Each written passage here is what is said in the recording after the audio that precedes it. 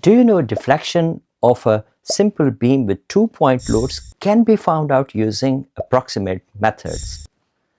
In this lecture, I will solve one example with 2-point loads, and I will use analogy with a cantilever beam to solve this structure.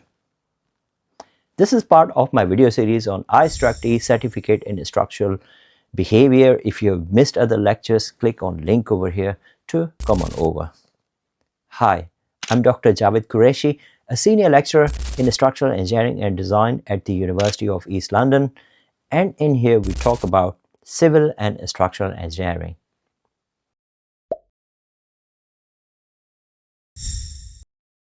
In this question, we have a beam with 2-point loads and we have to find out its deflection with the help of a formula, a very simple formula. Let us see how we can solve it. It can be easily shown that the tip of the following cantilever beam deflects upwards by using this formula, and using this information, what is the maximum deflection in the following beam when we have EI 5 into 10 raised 6 Newton meter square. We have a beam which has got 2-point loads and we have to use this logic. The real question is that how do we use this information to find out deflections? Before trying this question, in description down below there is a quiz. Please take that quiz and tell me what do you think, what can be the deflection. So there are 4 options to choose from. You will be given 4 options for this. One is 23 millimeter, which is A, 235 millimeter, which is B, and 3.7 millimeter C, 171 millimeter, which is option D. Take the quiz down below in comments and tell me which option do you think is correct. It's a very simple formula to work out the deflection. Now, the critical thing here is that how do we work out deflection when we have one formula, which is here, it is given. And the logic that I'm going to use here is that I can treat this beam as consisting of 2 cantilever beams with 2-point loads. The reaction at left support is going to be upwards. So I will say that there is a beam which has got 2-point loads and L here is equal to 4 meters. And again, L at this position is equal to 4 meters. So on left side I have 2 beams. On left side I have 1 beam, not two beams. That's a cantilever beam. On the right side equally I have another cantilever beam with symmetrical conditions, and you can solve this equation by using this formula. Now what is P here and what is L here? P in this case is 100 kilonewton and L here is equal to 4 meters. This is half of 8, 4 meters, and EI is given. So now you can imagine that just with the help of a simple formula you can work out deflection at the tip. So let us see how we can apply this formula. So the formula for deflection is delta is equal to 11 PL cube over 6 EI.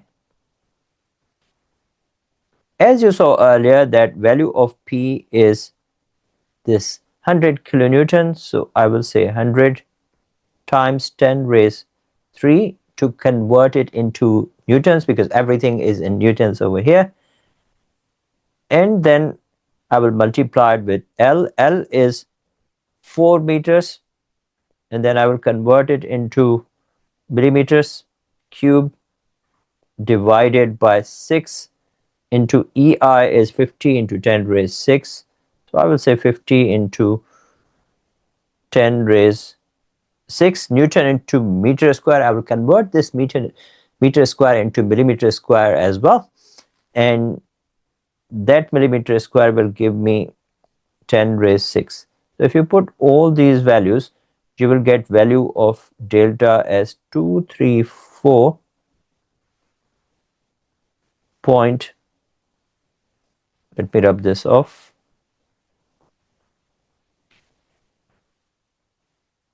234.667 millimeter, and then I will get roughly value as 235 millimeter. So just by using a very simple formula, we're able to find the deflection, which is 235 millimeter square. What option is the correct option? Let us see which option is correct option. The correct option is option B, 235 millimeter. Option A is incorrect, option C is incorrect, and option D is incorrect as well. Now, once I have solved this question, then I will go and solve this question using S-frame.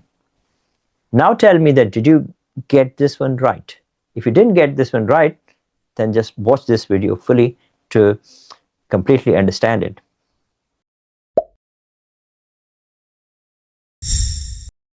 For solving this question in S-frame, you need section size and you need elastic modulus, but here the EI value is given all together, so we have to separate them too, and I will assume that this beam is a steel beam. So EI value is given, which is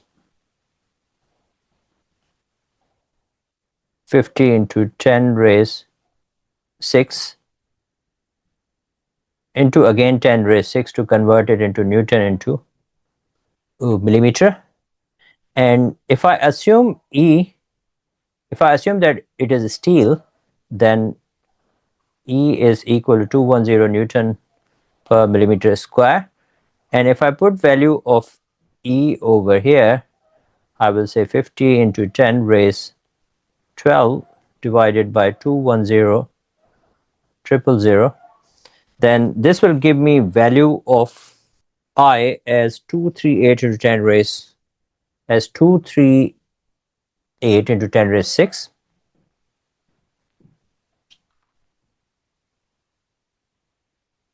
And this is millimeter power 4. If you go to Steel for Life, it is a blue book in the UK. So just simply Google Steel for Life, and then it will show you this blue book. Then you go to universal beam, and then you go to dimensions and properties.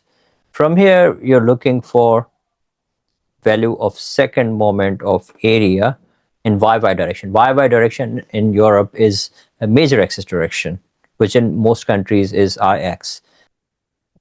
So here I'm looking for 238. So anywhere between 240 and 235 will do the job. So here in section table, you can see this section 407.178.67. It has got the second moment of area, which is 24300.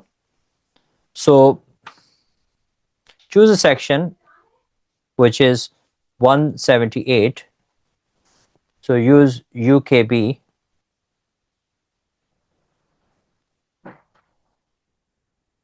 .406 into 178.67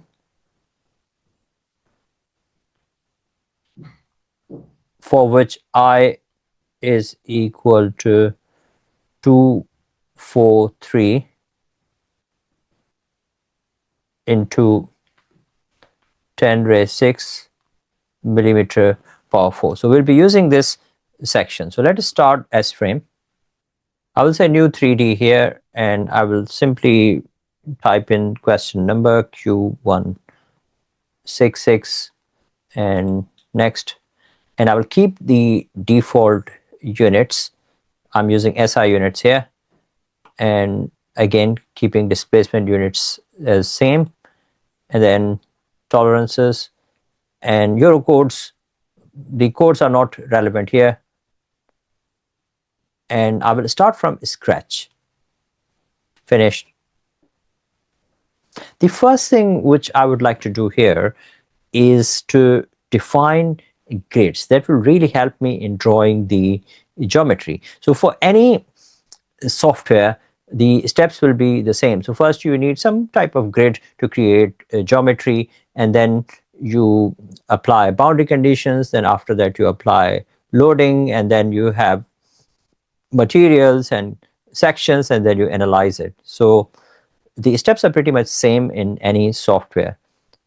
Clicking here, first of all, edit grid, and from here I'm choosing base grid over here, and this is having 10 1 meter grids in X and Y direction, positive and negative direction. Click OK, and from here you can choose member definition tool, and I'm choosing 2 joints, and I will click over here to create a zoom window, or rather 1 joint would be easy here. So click 1 joint and click plus X, and here member length initially is 4. So as you see from here, the first dimension is 4, and then I have 8, and then I have 4.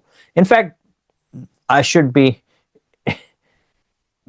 designing it as I should be analyzing it as entire beam. So entire length of the beam is 16. So click on 1 joint and say member length is plus 16. If you click over here, the entire length is visible here. The next thing will be to define support conditions. So click on support, and here translation X and translation Y is prevented, that is defined as a pin joint, and translation Y is prevented, that is defined as a roller.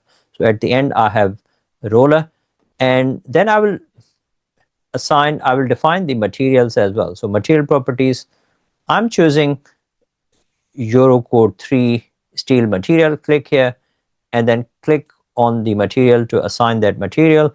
Then I will right click the section over here, section properties, and section properties, our section was 406.178.67.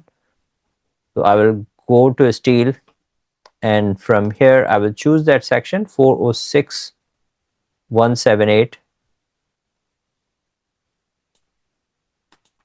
If you come down, 406.178 and 67, and as you can see, its second moment of area is 243, as you saw in section table.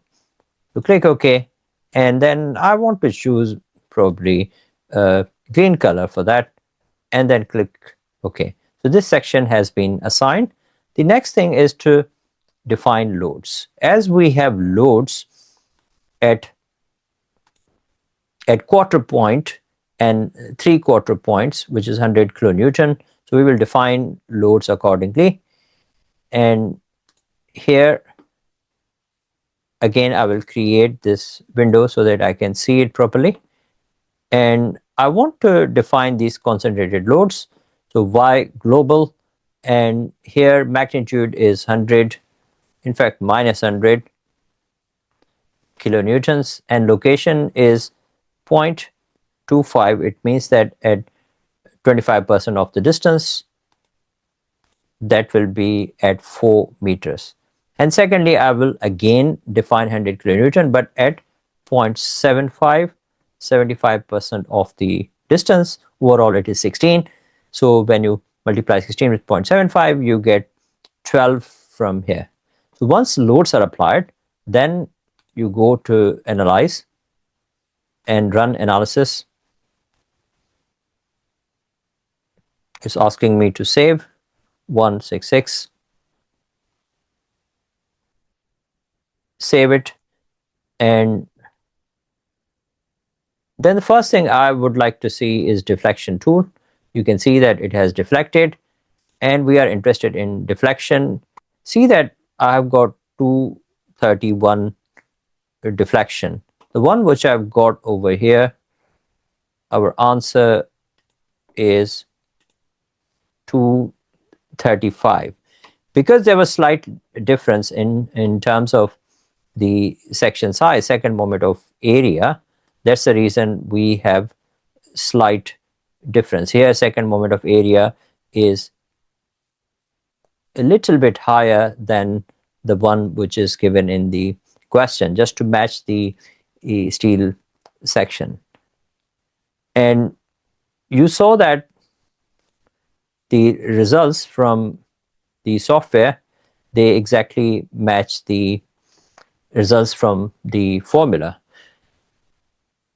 This brings me to the conclusion that a simple formula can solve bigger problems. So when and it is very important to justify that whatever you're using in computers, it has to be cross-checked with manual calculations, and these calculations are so important for engineers that we need them all the time, just to be double sure that whatever software is giving us, it's giving us proper results.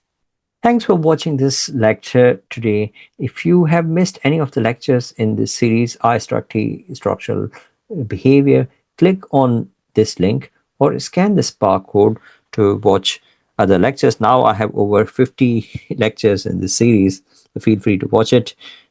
And if you wanted to download the lecture slides, click on this link or scan this barcode. I will see you in my next lecture.